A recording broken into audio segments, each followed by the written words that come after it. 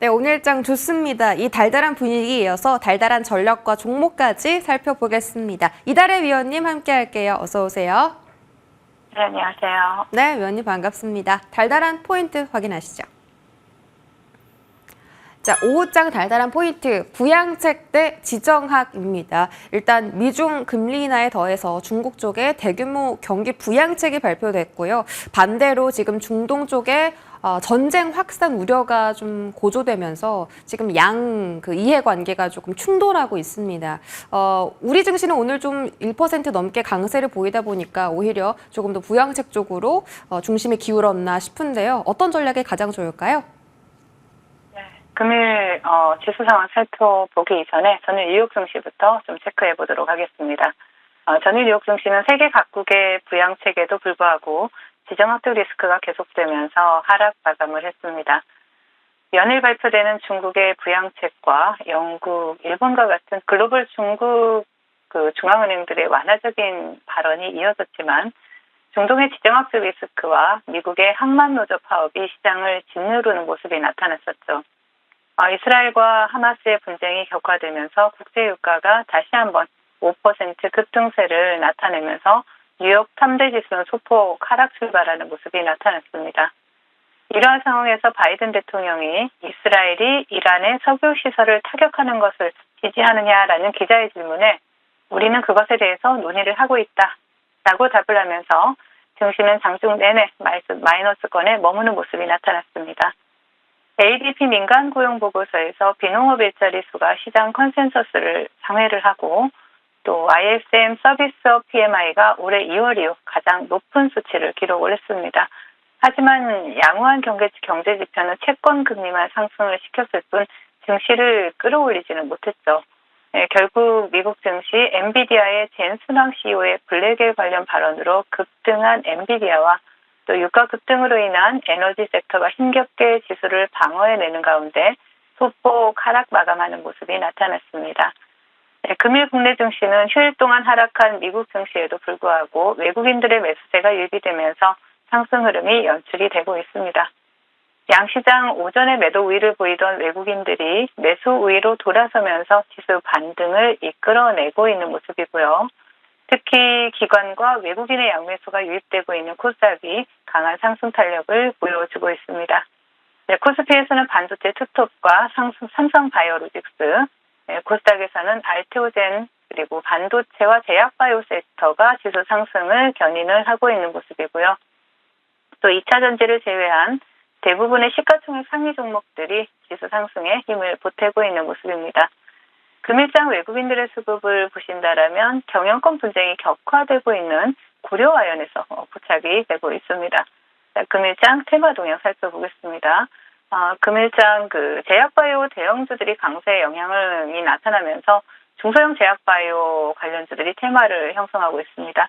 먼저 차트를 보신다라면 광동제약으로 최대 주주가 변경된 프리시전 바이오가 현재 상한가에 안착해 있고요. 그 뒤를 따라서 펜젠, 대화제약, Y바이오로직스, 넥스트 바이오메디컬, 그리고 본방송을 통해서 추천드렸던 엑셀 세라퓨틱스가 또 제약 바이오 관련주들에 포함되면서 강세 흐름을 나타내고 있습니다. 중동의 지정학적 리스크로 정유 관련주들 강세 흐름 나타내고 있죠. 먼저 금일은 중앙에너비스가 대장의 모습이고요. 그 뒤를 따라서 전거래일 대장이었던 흥구석유, 그리고 또 한국석유가 좋은 흐름, 정유 관련주들 테마를 형성하고 좋은 흐름 나타내주고 있습니다. 그 외 컨텐츠 관련주로는 코퍼스 코리아가 상한가에 안착해 있고요. KT 알파 보실 수가 있고 또 빅선 나스닥 상장 이슈로 전일 상한가에 안착했던 종목이죠. T사이언티픽이 상한가를 터치하고 음봉으로 좀 밀리는 모습이 나타나고 있고요. 그리고 자회사 아피미즈 US의 미국 상장 이슈가 부각된 종목이죠. 과거의 봉침으로 강한 상승 탄력을 나타내 주었던 인스코비 상한가 터치하고 윗골이 살짝 달리는 모습입니다. 그리고 마이크로 LED 관련주로 루멘스 보실 수가 있고요. 싱가포르에서 대규모 수주 소식이 전해진 대한전선, 그리고 경영권 분쟁이 점점 격화되고 있는 영풍정밀이 강세 흐름을 나타내고 있다 정도로 테마 동향 정리를 해드리겠습니다. 시장 대응 전략 드려야 되겠죠. 경제 지표가 계속해서 혼조세를 나타내고 있는 가운데 시장은 여전히 방향성을 잡지 못하고 있습니다. 그리고 금일 항만노조 파업은 원만하게 해결이 되었다라는 속보가 나오기는 했지만 이스라엘과 하마스의 분쟁은 계속해서 격화되고 있는 모습이죠. 오늘 밤 미국의 고용보고서 발표를 앞두고 미국 증시에서는 눈치 보기 흐름이 나타났고요. 또 우리나라 증시도 반등 흐름이 나타나고는 있지만 아직 연속성을 장담할 수는 없는 상황입니다.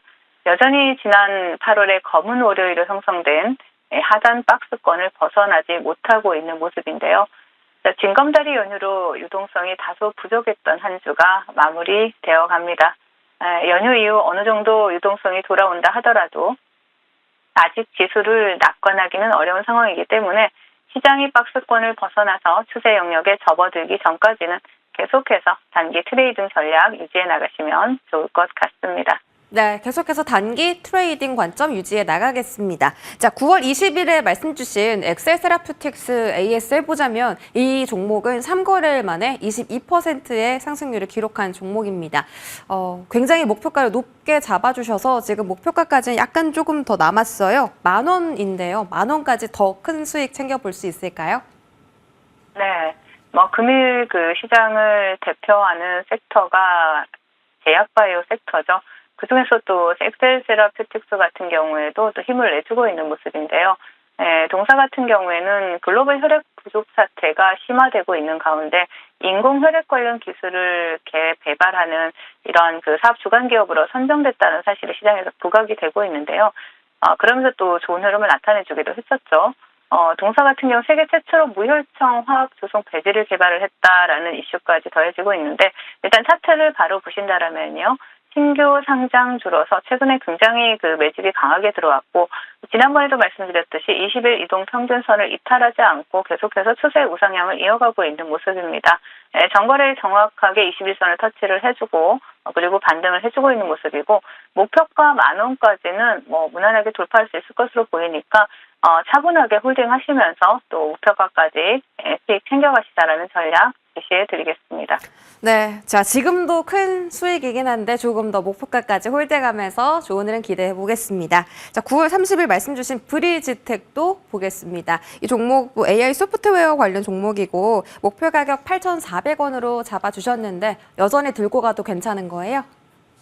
네, 브리지텍 같은 경우는 소프트웨어 개발 전문 업체죠. 최근에 그 K뱅크 상장 기대감으로 동사가 지분을 보유하고 있다라는 사실이 부각이 되면서 동사가 보유하고 있는 지분 가치에 대한 이러한 상승에 대한 기대감이 더해지고 있는 모습입니다.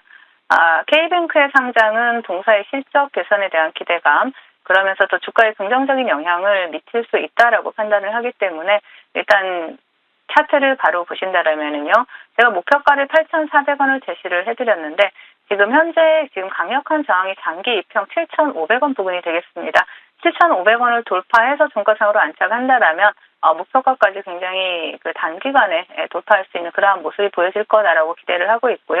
일단 브리지텍 같은 경우에는 7,500원 돌파 유무가 중요하다라는 거 체크하시면서 목표까지 챙겨 가시자라는 전략 제시해 드리도록 하겠습니다. 네, 지금 단 50원 정도밖에 남지 않았는데 7,500원대에서 종가 형성해야 조금 더 목표가까지 빠르고 쉽게 갈 수 있다는 점 가격 전략 체크해 드렸습니다. 자, 위원님께서 준비하신 오늘의 달달한 종목은 어떤 걸까요? 네, 금일은 네오셈을 준비를 해봤습니다. 동사는 반도체 테스트 장비 제조업체죠. 반도체 검사 장비 분야에서 독보적인 기술력을 보유하고 있는 기업입니다. 동사 같은 경우에는 올 상반기 말을 기준으로 했을 때 CXL 메모리 양산에 필요한 이러한 검사 장비를 공급할 수 있는 전 세계에서 유일한 업체다라는 부분이 상당히 그러한 기술력이 부각이 되고 있는 기업이기도 하고요. 또 동사 같은 경우 세계 최초로 CXL 1.1 메모리 검사 장비 상용화에 성공을 했죠. 그러면서 실적에 대한 기대감 당연히 부각될 수밖에 없습니다. SSD 검사 장비라든지 MDT를 주력 사업으로 영위를 하고 있는데 이 또한 글로벌 시장에서 상당히 기술력으로 두각을 나타내고 있는 기업이고요. 또 글로벌 SSD 검사 장비 시장에서는 정말 선두에서 1위를 차지하고 있는 그런 기업이다라고 보실 수 있고, 그렇기 때문에 글로벌 SSD 제조사 대부분이 동사의 장비를 공급하고 있다라는 부분 체크를 해보신다라면 동사의 기술력 그리고 앞으로 실적 개선, 실적에 대한 기대감 계속해서 볼 수가 있겠죠. 네, 차트를 바로 보시겠습니다.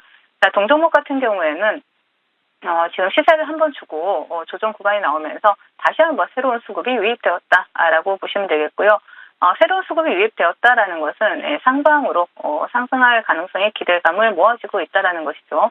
일단 상한가 이후에 견조한 조정의 흐름이 나타나고 있기 때문에 동종목 같은 경우에는 일단 손절가는 9,400원을 제시해드렸지만 11,000원을 이탈하지 않는다라면 더 강한 상승 탄력 기대해 볼 수 있습니다. 그리고 목표가는 14,500원 1차 목표가 제시해 드리도록 하겠습니다. 네, CXL 대표 종목인 네오셈 말씀 주셨고요. 최근에 수급이 또 새롭게 들어왔다라는 점도 체크해 주셨습니다. 목표 가격과 손절 가격 잘 체크해 가시길 바라겠습니다. 지금까지 이달의 어드바이저와 함께했습니다. 위원님 고맙습니다.